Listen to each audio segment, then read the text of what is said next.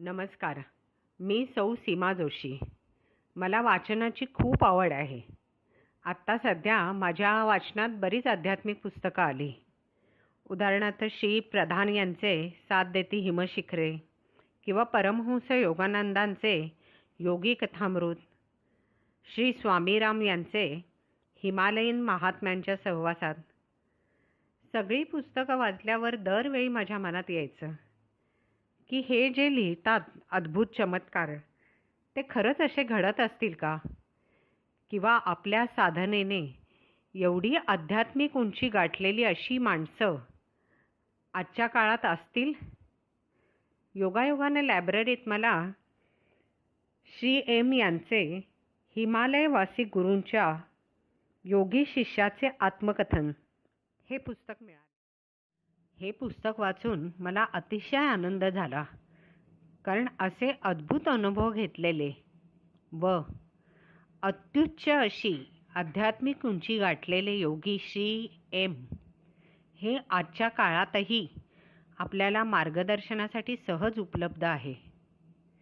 हे पुस्तक बऱ्याच जणांना वाचायला द्यावे अशी इच्छा होती, पण लॉकडाऊनमुळे हे शक्य होत नव्हते. त्यातून ऑडिओ बुकची कल्पना सुचली. मी श्री एम यांना विचारले आणि त्यांची परवानगी मागितली, तर त्यांनी लगेच लेट पीपल ग्रो असे म्हणून कोणत्याही फॉर्ममध्ये तुम्हाला हे पोचवता येत असेल तर पोचवा अशी परवानगी दिली आणि त्यांचे आशीर्वादही दिले. त्यांच्या आशीर्वादानेच मी माझा हा पहिला प्रयत्न करते. त्याच्यासाठी काही सूचना, इम्प्रूव्हमेंट असतील तर मला नक्की कळवा. माझा व्हॉट्सॲप नंबर आहे 9969465485. धन्यवाद. प्रास्ताविक. दक्षिण भारताच्या सागर किनाऱ्यापासून ते गूढ व उत्तुंग अशा हिमालयाच्या शिखरापर्यंत व नंतर परत समुद्रकिनारी असा माझा साहसपूर्ण प्रवास झाला. या प्रवासात अलौकिक अशा व्यक्तींची माझी भेट झाली. अगदी वेगळ्या प्रकारचे व अद्भुत असे अनुभव मला आलाय. तेव्हा या अशा अनोख्या साहसी सफरीवर तुम्हाला माझ्याबरोबर घेऊन जाण्यापूर्वी काही गोष्टी आधीच नमूद करतो, ज्या योगे हे सर्व आकलन होणे सोपे होईल. माझ्या मनाच्या खोल कप्प्यात जतन केलेले, माझ्या अगदी जवळच्या मित्रांनी खूप आग्रह करूनही मी त्यांना ज्यांचा जराही थांगपत्ता लागू दिला नाही, असे माझ्या जाणीवेत खोलवर लपलेले अनुभव मी आत्तापर्यंत माझ्या पुरतेच राखून ठेवले होते. ही गुप्तता मी आजपर्यंत का बाळगली आणि आता असे काय घडले आहे की हे मी उघड करतो आहे? असो, मीच या प्रश्नांची उत्तरे तुम्हास देतो. माझे परमपूज्य गुरु बाबाजी यांनी पूर्वीच मला सूचित केले होते की काही वर्षांनी मी आत्मचरित्र लिहीन, पण गेल्या 2 वर्षापूर्वीपर्यंत तशी अपेक्षित अनुमती मला त्यांच्याकडून मिळाली नव्हती. ती परवानगी मिळाल्यानंतरही जवळजवळ 6 महिने मी लेखनाच्या कामास प्रत्यक्ष सुरुवात करण्यात चालढकल केली. याला 2 गोष्टी कारणीभूत आहेत. पहिले कारण हे की या अद्भुत कथानकात गुंतून पडून आध्यात्मिक मार्गातील एखाद्या खऱ्या साधकाच्याकडून या मार्गातील ज्या व्यावहारिक व अत्यंत जरुरीच्या गोष्टी आहेत त्या राहून तर जाणार नाहीत ना, अशी मला भीती वाटली. या कथानकातील अविश्वसनीय व आश्चर्यकारक असा वाटणारा काही भाग वाचून केवळ एक कल्पनाविलास म्हणून चिकित्सक वाचक या पुस्तकाकडे पाटर फिरवणार नाही ना, अशी एक शंका वाटत होती. हे यामागचे आणखीन एक कारण. पण हे आत्मचरित्र लिहायचेच या निर्णयाप्रत येण्यास जे मुद्दे कारण ठरले ते मी पुढे देत आहे. पहिली गोष्ट ही की जे काही माझे अनुभव आहेत ते लिहून काढण्याचे माझे कर्तव्य मी पार पाडावे असे वाटू लागले. मग त्यास नास्तिकतावादी किंवा साशंक अशा अल्पसंख्य वाचकांनी मान्यता देणे किंवा नापसंत करणे हा त्यांचा भाग आहे. मला राहून राहून हे जाणवू लागले की अशा अल्पसंख्य संशयी वाचकांच्या भीतीपायी मी माझे अनुभव दडवून ठेवण्याने बहुसंख्य वाचकांवर अन्याय करणे योग्य नाही. दुसरे महत्त्वाचे कारण हे की ऑटोबायोग्राफी ऑफ अ योगी हे प्रसिद्ध झाल्यानंतर, म्हणजे योगी कथामृत, जातीवंत अस्सल अशी आध्यात्मिक आत्मचरित्रे फार कमी प्रमाणात प्रकाशित झाली. त्यांचे लेखकही आज हयात नसल्याने त्यांच्याशी संवाद साधणे शक्य नाही. स्वामी योगानंदांचे आत्मचरित्र जरी पूर्णपणे खरे असले तरी हिमालयात त्यांचे फारसे वास्तव्य झालेले नव्हते. त्यामुळे मला हे फार जाणवू लागले की चर्चा करण्यासाठी, काही मार्गदर्शनासाठी मी उपलब्ध असल्याने माझे अनुभव व विशेष करून माझ्या हिमालयातील वास्तव्याचे अनुभव मी माझ्या वाचकांसमोर मांडावेत. मी वाचकांना आवाहन करतो की या पुस्तकातील ज्या अद्भुत अशा घटनांच्या खरेपणाविषयी त्यांना शंका वाटेल तो भाग त्यांनी सोडून द्यावा व बाकीचा भाग वाचावा, जेणेकरून श्री गुरु आणि बाबाजी यांच्या महान शिकवणीपासून ते वंचित राहणार नाहीत. माझ्या गुरूंबद्दल म्हणाल तर स्वामी विवेकानंद त्यांच्या गुरूंविषयी जे म्हणाले तेच लिहितो. त्यांच्या पवित्र चरणांच्या धुळीच्या एका कणापासून हजारो विवेकानंद होऊ शकतील. विवेकानंदांच्या ऐवजी मी हे म्हणतो आहे असे घटकाभर समजा, म्हणजे माझ्या भावना तुम्हाला जाणवतील. तर प्रिय वाचक हो, गुरुजींचे आशीर्वाद पाठीशी घेऊन या अद्भुत अशा सफरीवर आपण आता निघूया. चला प्रवासाला सुरुवात करूया. 1.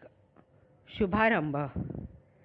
40 वर्षापूर्वी भारत तिबेट सीमारेषेवर हिमालयामध्ये बद्रीनाथजवळ दक्षिण भारतातील केरळमधला 19 वर्षाचा एक मुलगा व्यास महर्षींच्या गुहेमध्ये गाढ समाधी अवस्थेत बसला होता. त्या काळामध्येही कोणी युवक ध्यानधारणेसाठी हिमालयात जाणे ही सर्वसामान्य अशी बाब नव्हती. याचा आणखीनही एक मोठा विचित्र भाग असा होता की तो तरुण मुलगा हिंदू घरातही जन्मलेला नव्हता. हा मुलगा पुढे योगी कसा झाला? कल्पनातीत सामर्थ्यशाली, भव्य, गूढ आणि अद्भुत अशा एका वेगळ्याच विश्वाची दारे त्याच्यापुढे कशी उलगडली गेली, ही त्या मुलाच्या आयुष्याची कथा आहे. तो मुलगा म्हणजे मीच. तुमची हरकत नसेल तर अगदी पहिल्यापासूनच सुरुवात करतो. शक्य तेवढ्या भराभर अनादि अनंत शाश्वत अशा हिमालयातून आपण एक फेरफटका मारून येऊया. ज्यांच्या कनवाळूपणामुळे व कृपेमुळे जाणीवांच्या अत्यंत प्रगत अशा मितींमधून भरारी मारण्यास मी शिकलो, जे माझे मित्रही होते, मार्गदर्शकही होते, तत्त्वज्ञानीही होते, त्या माझ्या प्रेमळ गुरूंचे वास्तव्य त्या बर्फाच्छादित ही शिखरांमध्ये होते. आपल्या हातात शब्द हेच केवळ एक साधन आहे, पण हे साधन त्या महान वैभवाचे वर्णन करण्यासाठी अगदी तोकडे पडते. असो तर मित्र हो, घनदाट अशा जंगलांमधून समोर दिसणाऱ्या विहंगम देखाव्यांबद्दल बोलत, टवटवीत फुले वाऱ्यावर डुलतायत ते पाहत, पक्षी गोड आवाजात गात आहेत ते ऐकत, खळाळणाऱ्या नद्या बघत, शांतपणे उभ्या असलेल्या उंच उंच वृक्षाच्या साक्षीने आपण आपला प्रवास सुरू करूया. नंतर अचानक एका वळणावर उत्तुंग अशा हिमालयाच्या बर्फाच्छादित शिखराचे दर्शन होऊन आपण आश्चर्याने आ वासून उभे राहू, नुसते बघतच बसू. काही बोलायचेही भान उरणार नाही. प्राचीन ऋषीमुनींनी म्हटलेच आहे, यद वाचा न अभ्युदितम. शब्दातीत अशा भव्यतेचे व सामर्थ्याचे मूर्तिमंत रूप आपल्या पुढे उभे राहील. पर्वतांचा राजा जो हिमवान व त्याची धीर गंभीर कन्या जी पार्वती, त्यांची भेट तुम्हाला घडवण्यासाठी तुमच्या इतकाच मीही फार अधीर आहे. पण त्यापूर्वी आपणास काही सामानाची बांधाबांध करणे आवश्यक आहे. ते करूया आणि मोहिमेस प्रारंभ करू.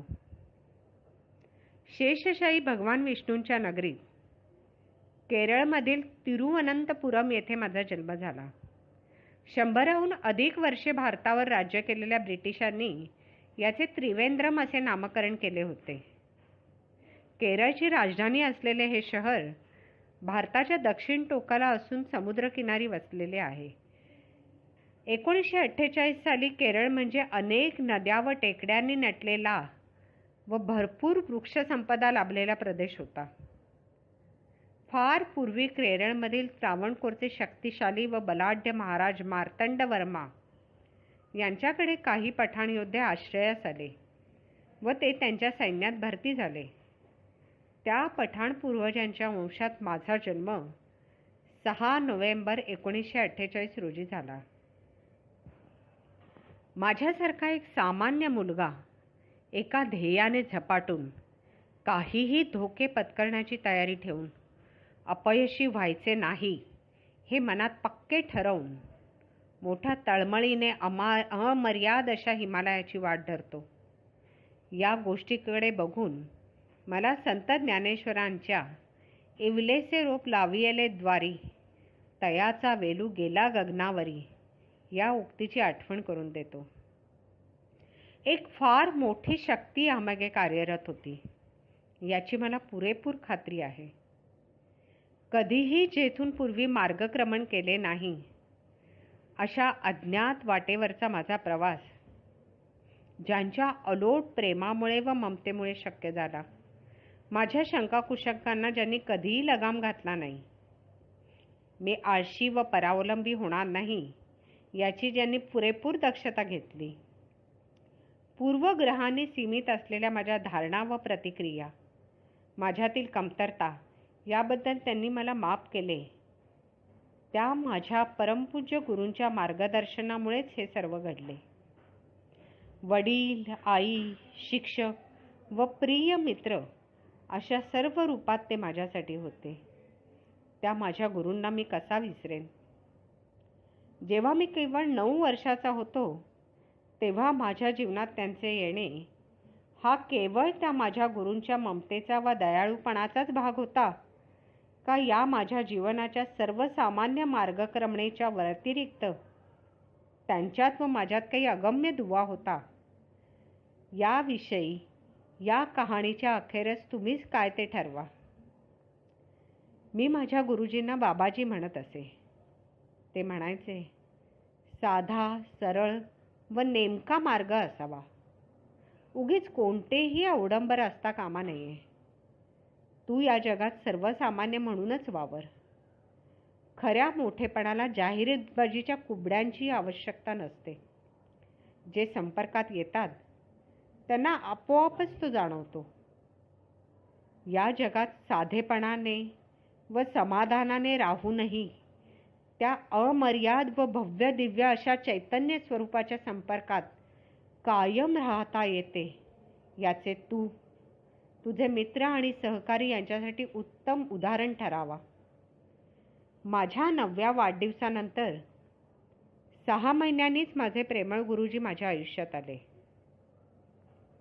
त्या परमभाग्याच्या दिवसापर्यंत येण्यापूर्वी काही वस्तुस्थितींविषयी सांगणे टाळू नये असे मला वाटते.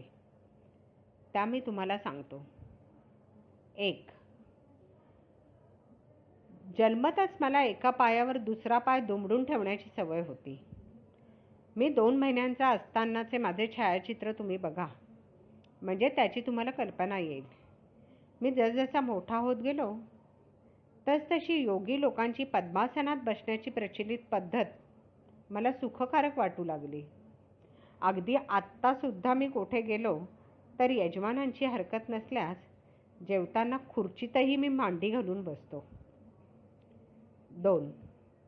वयाच्या साधारण 5.5 ते 10 वर्षाच्या काळात एकाच प्रकारच्या असणाऱ्या भयानक स्वप्नांचा मला त्रास होत असे. मध्यरात्रीच्या सुमारास एखाद्या कथकली नर्तकासारखी दिसणारी अर्धमानवी आकृती लांब सुळे व नखे परजत मला पकडून ओढून नेण्याच्या प्रयत्नात आहे असे जाणवायचे.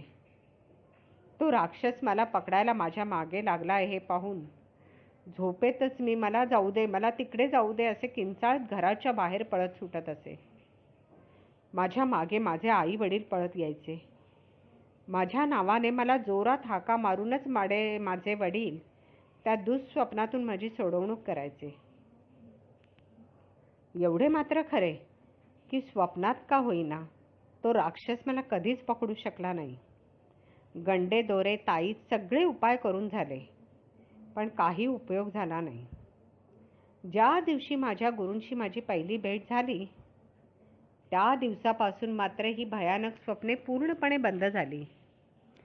बऱ्याच वर्षानंतर माझ्या लक्षात येऊ लागले की मी कशापासून दूर पळत होतो आणि मला जायचे तरी कुठे होते. 3. सुफी संप्रदायाशी निगडीत माझी आजी सुफी लोकांच्या बऱ्याच गोष्टी सांगून मला मोहून टाकत असे. फार पूर्वी त्रावणकोर राज्यामध्ये तुकाले नावाचे एक खेडेगाव होते. 100 वर्षापूर्वी त्या खेड्यात पीर महम्मद साहेब नावाचा एक सुफी संत महात्मा होऊन गेला. त्याची एक गोष्ट आजी मला नेहमी सांगायची. आमच्या दोघांचीही अगदी आवडती अशी ती गोष्ट होती. बनारसच्या प्रसिद्ध संत कबीराप्रमाणे पीर मोहम्मद साहेब हेही विणकरच होते. भक्तिरसाने ओथंबलेली मनातील गूढ भावनांची तामिळ भाषेतील गाणी म्हणत ते हातमागावर काम करत बसत असे. पाडार या नावे ती गाणे तामिळनाडूतील काही सुफी संप्रदायांमध्ये अजूनही प्रसिद्ध आहेत. वयपरत्वे त्या संतास अंधत्व आले. त्याला त्याच्या एका तरुण शिष्याची मदत लागत असे. या सुफी संताच्या जीवनातील एक घटना जी माझ्या आजीला परत परत मला सांगावीशी वाटे ती मी तुम्हाला सांगतो. दक्षिण भारतात एक महान सुफी महात्मा राहत आहे असे कळल्यावर 2 अरबी विद्वान मौलवी त्याला भेटायला आले. इतर सगळे त्यांना खूप आवडले, पण पवित्र मक्केची यात्रा करण्याचे प्रत्येक धडधाकट मुस्लिम माणसाचे जे आद्य कर्तव्य आहे ते करण्याकडे या संताचा काहीच कल नाही हे त्यांना फार खटकले. अंध असल्याने मी ही यात्रा करू शकत नाही असे तो संत म्हणाला. त्याचबरोबर त्याने हेही सांगितले की घर बसल्यास त्याने मक्का व मक्केची यात्रा अनुभवलेली आहे. अरबी पाहुण्यांच्या दृष्टीने हे बोलणे म्हणजे अल्लाचा एक प्रकारे अपमानच होता. पण हा वेडपट माणूस आहे असे समजून त्यांनी ते सोडून दिले.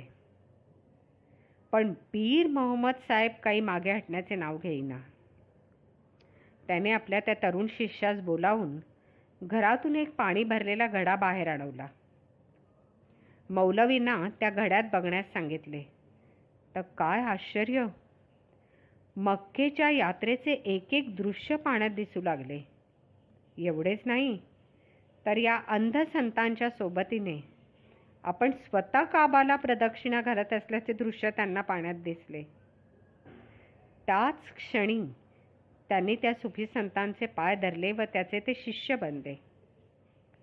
माझ्या वडिलांच्या घराण्यापैकी एक पूर्वज या सुफी संतांचा शिष्य होता व त्याचीही कबर या संतांच्या कबरी शेजारीच आहे.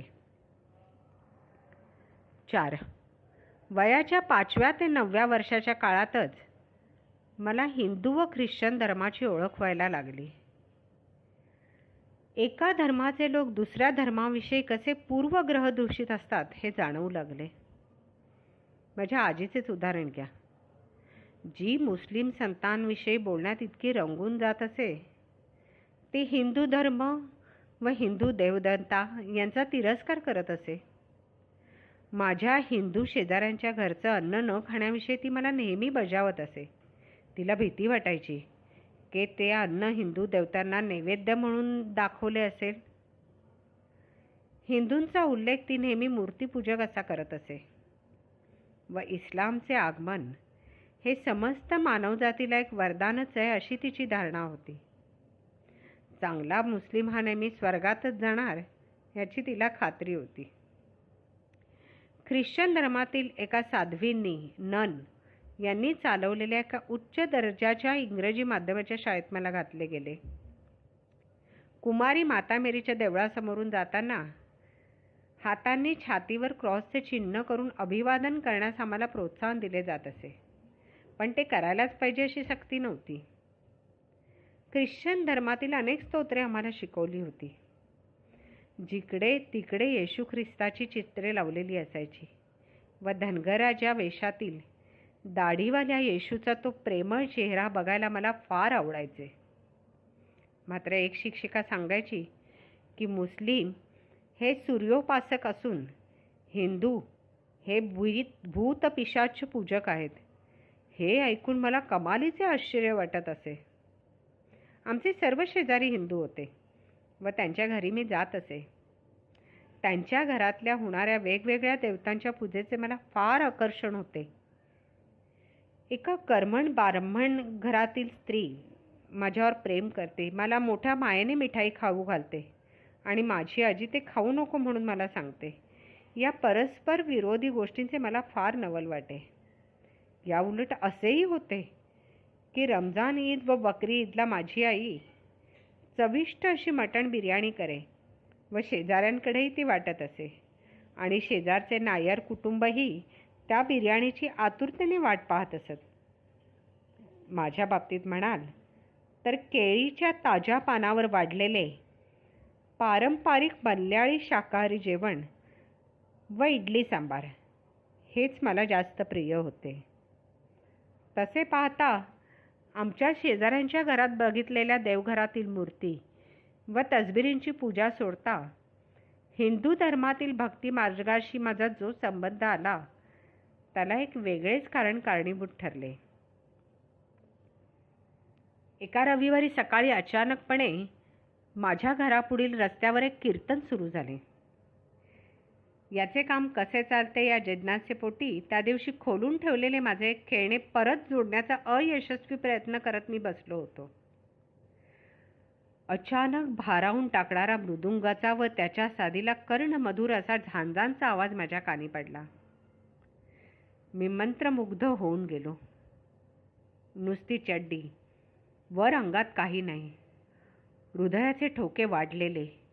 मी ते खेळणे बाजूला टाकले व उघड्या अंगाने तसाच सुसाटत फाटका बाहेर आलो. डोळ्यापुढे एक अनोखे दृश्य उभे राहिले.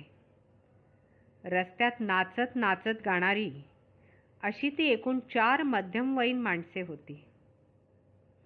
एक जण सोडता बाकी तिघांनी पिवळ्या रंगाच्या आखूड लुंग्या कमरेभोवती नेसल्या होत्या. उरलेला चौथा माणूस मात्र याला अपवाद होता. तो माणूस उंचापुरा देखणा होता व त्याच्या गळ्यात पांढऱ्या शुभ्र फुलांचा एक हार होता. जेमतेम लज्जा रक्षणापुरती एक लंगोटी त्याने नेसली होती. 4ही जण अनवाणी होते. एकाच्या गळ्यात मृदुंग होता, डोळे मिटलेले व दोन्ही हातांनी वाजवत भावनातिरेकाने कधीकधी त्यास हर्षोन्माद होत होता. दुसरा झांजा वाजवण्यात इतका तल्लीन झाला होता की तो उभ्या उभ्याच जागच्या जागी डुलत होता. फळे, भाज्या, तांदूळ, पैसे असे काही काही घेऊन मोठ्या आदराने व भक्तिभावाने ते दान करण्यासाठी माझे शेजारपाजारचे लोक त्यांच्या फाटकात येऊन उभे होते व तो तिसरा माणूस ते दान त्याच्या झोळीत गोळा करत होता. तो चौथा उंचापुरा व देखणा माणूस या सगळ्यांचा मूर्खा वाटत होता. मृदुंग व झांजाच्या साथीवर हरे रामा म्हणत तो गात होता व बाकीचे त्याच्या मागून गात होते. त्याचे डोळे बंद होते. डोळ्यातून घळाघळा आनंदाश्रू गालावर ओघळत होते. बेहोश धुंदीत तो नाचत होता. माझे शेजारी त्याच्या जवळ जाऊन त्याच्या पाया पडत होते. एक वेगळी सुखकारक अशी भावना माझ्या मनात दाटून आली आणि आनंदाने मला हसू यायला लागले. मी परत घरात पळालो. आठवत नाही 4 आणे का 8 आणे ते, पण एक नाणे सापडले. ते घेऊन बाहेर आलो. रस्ता ओलांडला व दान स्वीकारण्याच्या झोळीत टाकले. अचानक आजीची हाक माझ्या कानावर पडली. काहीतरी मी चुकीचे केले आहे अशी अपराधीपणाची भावना मनात येऊन घरी परतण्यापूर्वी क्षणभर त्या अर्धनग्न व अनोळखी माणसाकडे मी एक कटाक्ष टाकला. त्याने डोळे उघडले होते. एका क्षणापुरती आमची नजरानजर होऊन मी परत घरात परत फिरलो. तो जथ्था पुढे निघाला व हळूहळू त्या संगीताचा आवाजही मंद मंद होत ऐकू येईन असा झाला. एका अविस्मरणीय अशा शांतीपूर्ण भावनेने मला भारून टाकले होते. जे काय मी करून बसलो होतो ते आजीला बिलकुल आवडले नव्हते, पण थोडीफार धार्मिक समजावणी देण्यापलीकडे फारसे काही झाले नाही. बऱ्याच वर्षानंतर मला समजले की गाण्यात तल्लीन झालेला जो माणूस मी बघितला होता ते स्वामी अभेदानंद होत. आमच्या घरापासून जवळच त्यांचा आश्रम होता. माझ्या महाविद्यालयीन जीवनात त्यांच्या माझ्या बऱ्याच भेटी झाल्या, पण त्याविषयी नंतर. माझ्या आईचे मामा एक उत्तम फोटोग्राफर होते. एकदा याच सुमारास पूर्वेकडे असलेल्या किल्ल्यातील आरातू उत्सव पाहण्याकरता ते मला घेऊन गेले. कुलदैवत असलेल्या अनंत पद्मनाभ स्वामींच्या मंदिराभोवती हा किल्ला महाराजांनी बांधला होता. पूर्वी मी केलेल्या उल्लेखाप्रमाणे ज्याच्या नाभीतून कमळ उमलले आहे त्या हिंदू देवतेच्या नावावरूनच त्रिवेंद्रमचे मूळ तिरुवनंतपुरम हे नाव उत्पन्न झालेले असून प्रत्येक वर्षी उत्सवामध्ये देवळाचा परिसर हार, तोरणे, पणत्या यांनी सजवला जातो. समस्त हिंदू देवतांच्या प्रत्यक्ष आकाराच्या किंवा मोठ्या मूर्तींना रंगीबेरंगी पोशाख व दागदागिने घालून देखावे उभारले जातात. मी गोपुराच्या उंच शिखराकडे बघत असताना माझ्या नाभीमध्ये मला काहीतरी जाणवले. त्या 6 वर्षाच्या माझ्या मनात त्या देवळात आत काय असेल याची जराही कल्पना नसून आत जाण्याची तीव्र उर्मी उफाळून आली होती. आपण हिंदू नसल्याने आपणास आत जाता येणार नाही असे मामा म्हणाले. गैर हिंदूंना प्रवेश मनाई अशी मल्याळम व इंग्लिश भाषेतील पांढऱ्या रंगाची पाटी त्यांनी मला दाखवल्याचे माझ्या चांगलेच लक्षात राहिले. एकाच मानव वंशातले असूनही धर्माच्या या भेदभावामुळे मी चांगलाच कोड्यात पडलो.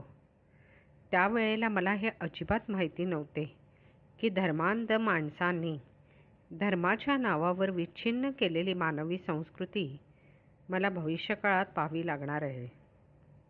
माझा पराभव मान्य करून निराशेने मी मागे फिरलो. जरा खुश करण्यासाठी मामांनी पेपरमिंटच्या गोळ्या मला दिल्या.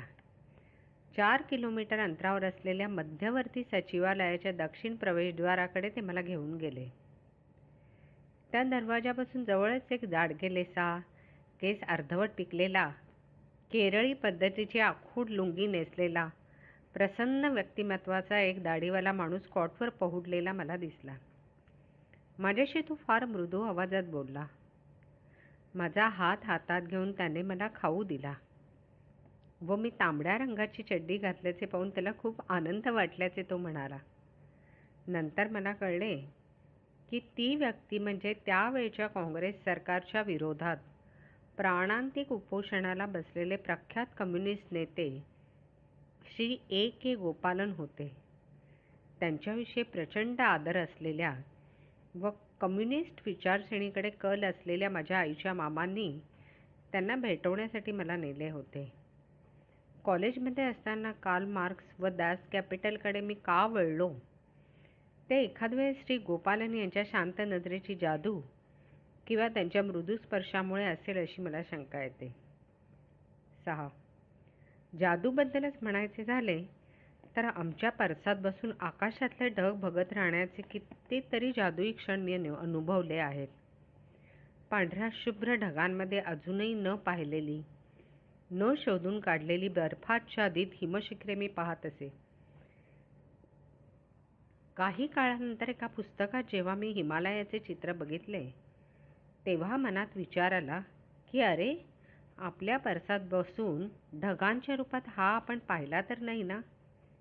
असो, या हिमालयातून वळणे घेत घेत वाहत जाणाऱ्या भागीरथीच्या काठी एका शांत जागी माझ्या गुरूंसोबत मी एकदा बसलो असताना त्यांनी मला एक गोष्ट सांगितली. ती मी तुम्हास सांगून या भागाची समाप्ती करतो.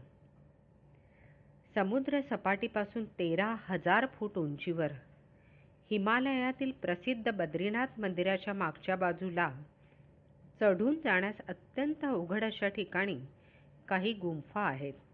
फक्त उन्हाळ्याच्या दिवसात हे मंदिर यात्रेकरूंसाठी खुले असते व बर्फाच्या बाकीच्या काळामध्ये जिकडे तिकडे तिथे बर्फच बर्फ पसरलेले असते.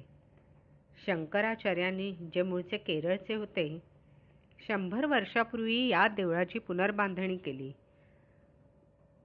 व त्यांनी नेमणूक केलेले केरळचे नंबूद्री पुजारी सुद्धा उन्हाळ्याचे दिवस सोडता बाकीच्या काळात पायथ्याशी असलेल्या जोशीमठ या गावी राहत. यात्रेकरूंच्या पुढील हंगामाची वाट पाहत. काहीच थोडी असामान्य माणसे या भर थंडीच्या काळातही या गुहांमध्ये वास्तव्य करून आपली ध्यानधारणा चालू ठेवतात. 100 वर्षापूर्वी असाच एक असामान्य योगी, अंगावर लंगोटीशिवाय काहीही नाही अशा अवस्थेत घोर आत्मसाधनेत मग्न असा एका गुहेत ध्यानस्थ बसला होता. खांद्यावर रुळणारे लांब काळे केस, काळी दाढी, गोऱ्या पान व देखण्या अशा ध्यानस्थ बसलेल्या या युवकाच्या चेहऱ्यावर आत्मानंदात विलीन झाल्याचे एक शांतीपूर्ण स्मित तरळत होते. 19 वर्षाचा हा मुलगा पवित्र अशा बनारस शहरातील एका पंडिताच्या घरातला होता. आस्थागायत शेकडो वर्ष ज्यांनी आपले शरीर अजूनही तारुण्यपूर्व राखले आहे, त्या अलौकिक श्री गुरु बाबाजी यांचे त्या मुलाचे पूर्वज शिष्य होते. त्या युवकाच्या वडिलांनी, जे स्वतः श्री गुरु बाबाजींचे शिष्य होते, आपल्या मुलास वयाच्या 9व्या वर्षीच त्यांच्याकडे शिष्य म्हणून सुपूर्द केले होते.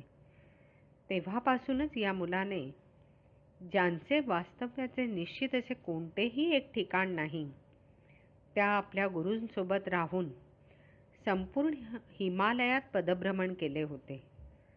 स्वतंत्रपणे साधना करण्याच्या कसोटीला वर्षापूर्वीच उतरल्यानंतर यशस्वी होऊन तो मुलगा एकटाच बद्री केदारच्या बर्फाच्छादित प्रदेशात भटकत होता. जेव्हा आपला हा युवक समाधीस्थ होता तेव्हा त्याच्या मिटलेल्या डोळ्यांपुढे एक वेगळेच नाट्य उलगडत होते. त्या परिसरात क्वचितच दिसेल अशा प्रकारचा एक म्हातारा माणूस उंच खडकाळ अशा चढणी पार करून त्या गुहेसमोरच्या सपाट खडकावर येऊन उभा राहिला. डोक्यावर मळकट पागोटे, मळलेला व फाटून चिंध्या झालेला अंगरखा, गळ्यात बराचशा माळा. त्याची लांब दाढी हे स्पष्ट करत होते की तो एक मुस्लिम फकीर आहे. हातापायांवर ठिकठिकाणी खरचटले होते. जखमातून रक्त येत होते. थंडीने काकडलेला व उपाशी असा तो म्हातारा कधीही कोलमडून पडेल अशा अवस्थेत होता. पण त्या योगी मुलाला पाहता क्षणीच सर्व हालअपेष्टा व यातना तो विसरून गेला आणि त्याच्या चेहऱ्यावर पराकाष्ठेची आनंदाची भावना दिसू लागली. अत्यंत हर्षभरात अल्लाची किमया आगाध आहे असे म्हणत तो त्या युवकाच्या जवळ आला. त्या म्हाताऱ्याने त्याला साष्टांग नमस्कार केला व त्या युवकास त्याने कडकडून मिठी मारली. हिंदू योगी लोकात ही आलिंगन देण्याची पद्धत प्रचलित नाही. गाढ समाधी अवस्था अचानक भंग पावलेल्या त्या मुलाने डोळे उघडले व प्रथम त्या म्हाताऱ्यापासून स्वतःला सोडवून घेतले. प्रवासातील हालअपेष्टा व रक्तबंबाळ अवस्थेमुळे त्या म्हाताऱ्याच्या अंगात जो घाण वास येत होता, त्यामुळे त्या युवकाने जोरात नाक शिंकले. प्रचंड रागाने तो ओरडला, दूर हो, दूर हो. अरे, ही तुझी हिंमत तरी कशी झाली? क्रोध हे एक महाजालिम असे विष आहे व त्या विषाने या मुलावर अंमल करण्यास सुरुवात केली होती. महाराज, मला माफ करा व माझी सर्व हकीकत सांगण्याची कृपया मला संधी द्या, फकीर म्हणाला. तो योगी ओरडला, एकदम चालता हो इथून. तुझ्या स्पर्शाने विटाळलेल्या मला आता परत अलकनंदेत स्नान करणे आवश्यक आहे. मांस भक्षण करणाऱ्या तुझ्यासारख्या रानटी लोकांना येथे अजिबात जागा नाहीये. चल, निघून जा इथून. पण फकीर काही बधेना. योगी महाराज, जरा माझे थोडे म्हणणे ऐका तरी. नक्षबंदिया परंपरेतील एका सुफी गुरूंचा मी शिष्य असून 6 महिन्यापूर्वी माझे गुरु निवर्तले. पण जाण्यापूर्वी त्यांनी मला हे सांगितले होते की मित्रा, माझ्या कुवतीनुसार येतपर्यंत तुला मी अध्यात्मिक क्षेत्रात मार्गदर्शन केले. आता सध्या कोणी दुसरा सुफी गुरु उपलब्ध नाही, पण तू काळजी करू नकोस. हिमालयात बद्रीनाथजवळ एक तरुण योगी आहे. त्याचा तू शोध घे व त्याचे शिष्यत्व तू स्वीकार. माझ्या गुरूंनी सांगितलेले तेच योगी तुम्ही आहात. तेव्हा आता मला पदरात घ्या. गेले 2 महिने बऱ्याच संकटाशी सामना करत हाल अपेष्टा भोगल्यानंतर शेवटी तुमचे दर्शन मला घडले आहे. या प्रचंड श्रमांमुळे मी केव्हाही मरून पडण्याच्या स्थितीत आहे. तेव्हा कमीत कमी शिष्य म्हणून तुम्ही माझा स्वीकार केला आहे, एवढे तरी तोंडाने म्हणा, म्हणजे ते ऐकून माझा आत्मा तरी सद्गती पावेल. महाराज, कृपा करा व ही भीक मला घाला. सुफी काय, तुझा गुरु काय, मला काहीही माहीत नाही किंवा तसा कोणता आदेशही मला मिळालेला नाही. मला कोणालाही शिष्य करून घ्यायचे नाही. तो मुलगा रागातच ओरडला, आता वेळ काढत बसू नकोस व ताबडतोब चालू पड इथून. मला परत अलकनंदेत स्नान करून तुझ्या दांडगाईने मोडलेली माझी साधना परत चालू करायची आहे. तेव्हा आता चालता हो इथून. फकीर म्हणाला, ठीक आहे महाराज. हेच जर तुमचे अखेरचे शब्द असतील तर माझ्या जगण्यालाही आता काही अर्थ नाही. माझ्या आयुष्यातले एकमेव स्वप्न भंग पावले आहे. तेव्हा आता अलकनंदेत उडी मारून मी माझे आयुष्य संपवतो. हे परमेश्वरा, मला पुढचा माझा मार्ग दाखव. तुला जे काय करायचे आहे ते तू कर. मी काही करू शकत नाही. स्वतःला तू नशीबवान समज की रागाच्या भरात मी तुला कमीत कमी शाप तरी दिला नाही. तू तुझ्या मार्गाला लाग व मला माझ्या मार्गाने जाऊ दे. चल, निघ आता इथनं, तो मुलगा म्हणाला. अश्रुपूर्ण डोळ्यांनी त्या फकीराने त्या मुलास साष्टांग नमस्कार केला व त्याचा निरोप घेऊन खाली खोल दरीत वाहणाऱ्या अलकनंदेच्या दिशेने त्याने प्रस्थान केले. परमेश्वराची प्रार्थना करून गंगेत स्वतःला झोकून देऊन त्याने आपल्या आयुष्याची समाप्ती केली.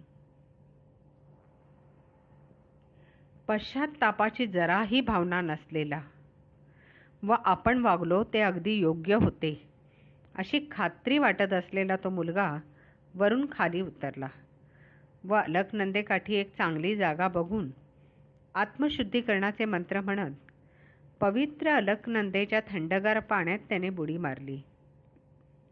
पाण्यातून नंतर बाहेर पडून आपल्या एकुलत्या एक पंचाने अंग पुसले. एका खडकावर बसून आपले शरीर शुद्ध केल्याबद्दल गंगेचे आभार मानले व आता गुहेत परत जाण्यासाठी चढायला सुरुवात करतोय तोच आपल्या महान गुरूंची परिचित मधुर हाक त्याच्या कानावर पडली, मधू. एका शिळेच्या मागून त्याचे गुरु बाबाजी अवतरले. होत असलेली संध्याकाळ जणू त्यांच्या आगमनाने उजळून निघाल्यासारखी त्याला भासली. युरोपियन गोरा वर्ण, उंचे पुरे, खांद्यावर रुळणारे लांब तपकिरी रंगाचे केस, गुळगुळीत दाढी असे बाबाजींचे रूप त्याला दिसले. 16 वर्ष वयाचे ते भासत होते. कमरेला पंचा गुंडाळलेले, भरदार अंगकाठीचे, अनवाणी पण भारदस्तपणे चालणारे बाबाजी त्याच्या जवळ चालत आले. विशाल व ध्यानमग्न वाटणारे त्यांचे डोळे त्यांच्या मधू नावाच्या शिष्यावर रोखले गेले. अत्यंत मृदू स्वरात ते म्हणाले, मुला, अरे काय हे भयानक कृत्य करून बसलास तू? अंगावर वीज पडल्यासारखा आपल्या हातून नुकत्याच घडलेल्या कृत्याची भीषणता त्याला जाणवून तो पुरा हादरून गेला. केवळ बाबाजी इतकेच उद्गार काढून डोळे भरून आलेल्या अवस्थेत तो आपल्या गुरूंच्या पायाशी कोसळून पडला. शांत हो पोरा आणि आवर स्वतःला. चल, आपण तुझ्या गुहेत जाऊ, बाबाजी म्हणाले. सहजपणे वर चढत जाऊन गुहेत पोचल्यावर ते दोघे एकमेकांसमोर बसले. तू कोणाशी, कोणत्या परिस्थितीत काय बोलतो आहेस याचा बोलण्यापूर्वीच नीट विचार करावास हे मी तुला शिकवले होते ना? तू जरा थोडा धीर ठेवायला हवा होतास. त्या म्हाताऱ्याचे म्हणणे नीट ऐकून घ्यायला हवे होतेस. पवित्र माणसाची पवित्रता त्याच्या बाह्य रूपावरून ओळखतात का? माझा एक महान शिष्य कबीरही म्हणत असे की तलवार महत्वाची का तिचे म्यान महत्वाचे? परमेश्वराच्या एका महान भक्ताचा तू घोर अपराधी ठरला आहेस. गेल्या कित्येक वर्षांची तुझी घोर तपश्चर्या एका क्षणात तू धुळीला मिळवली आहेस. दयेचा एक क्षण हा 100 वर्षाच्या घोर साधनेहूनही अधिक श्रेष्ठ असतो. त्याचे आता तुला परिणाम भोगणे अटळ आहे. तो तरुण यवाना भानावर आला होता व म्हणाला, गुरुजी, तुमची जी काही आज्ञा असेल ती मला शिरसावंद्य आहे. बाबाजी म्हणाले, त्या फकीराच्या आध्यात्मिक गरजांची काय हवी ती काळजी माझा मी घेऊ शकतो. तुझ्या अहंकारापायी तुझी आध्यात्मिक प्रगती मात्र तू खुंटावली आहेस. आता परत या मार्गावर फिरून येण्याचा एकच उपाय आहे. त्या फकीराने जी दुःखे, हाल अपेष्टा भोगल्या त्या तूही अनुभवणे आवश्यक आहे. तेव्हा खेचरी मुद्रेची अंतिम क्रिया करून तुझा प्राण आज्ञाचक्रामार्गे बाहेर पडू देत. मग तुझ्या पुढील जन्माची अशी व्यवस्था करू की त्या योगे त्या म्हाताऱ्याच्या सारख्याच परिस्थितीमधून तुझा आत्मा जाऊ शकेल. त्याची दुःखे व हाल अपेष्टा तू अनुभवू शकशील. तेव्हा आता तयारीस लाग. गुरुदेव, तुमची इच्छा ही मला आज्ञेसमानच आहे आणि मी ती अंमलात आणण्यापूर्वी माझी एक विनंती वजा इच्छा आहे ती ऐकावी, तो म्हणाला. बाबाजी उद्गारले, बोल, काय म्हणणे आहे तुझे? भावनातिरेकामुळे अडखळत्या शब्दात हात जोडून तो म्हणाला, गुरुदेव, तुमच्यावर माझे अपार प्रेम आहे. माझा तुम्ही त्याग करणार नाही. माझ्यावर तुमची नजर कायम राहील. लौकिक विचारांच्या व कर्माच्या भोवऱ्यात मी अडकून पडणार नाही. ही दक्षता तुम्ही घ्याल व मला वाचवाल असा कृपया मला शब्द द्यावा. मला तुम्ही असे वचन द्यावे की माझ्यावर सतत लक्ष ठेवून तुमच्या पवित्र चरणांची मला परत भेट घडेल असे करावे. तेजस्वी व दयाद्र नजरेने त्या मुलाकडे पाहत बाबाजी म्हणाले, ठीक आहे, मी तुला तसा शब्द देतो. माझ्या एका थोर शिष्याला, महेश्वर नाथाला तू कधी भेटलेला नाहीस. तोच तुझ्या पुढच्या जन्मात सुरुवातीच्या काळात तुला भेटेल व मार्गदर्शनही करेल. पुढे कालांतराने तुझी माझ्याशीही परत भेट होईल. आता आपण बोलत आहोत तसे बोलणेही होईल. पण आता चल, घाई कर. निघण्याचा योग्य क्षण जवळ येत चालला आहे. सूर्यास्त झाला होता. पुढे घडणाऱ्या नाट्यपूर्ण घटनेचा साक्षी होण्यासाठी चंदेरी प्रकाशणारा चंद्र ढगांच्या मागून आकाशात उदयास आला होता. अश्रुपूर्ण नेत्राने त्या मुलाने बाबाजींना साष्टांग नमस्कार केला. बाबाजींनी उजवा हात पुढे करून त्याच्या मस्तकावर ठेवला. आशीर्वाद देऊन क्षणार्धात ते काळोखामध्ये अदृश्य झाले. एकट्या राहिलेल्या मधूने पद्मासनात बसून दीर्घ श्वास घेतला आणि श्वासोच्छ्वास बंद करणारी खेचरी मुद्रा लावून आज्ञाचक्रात मन एकाग्र करून देहत्याग केला.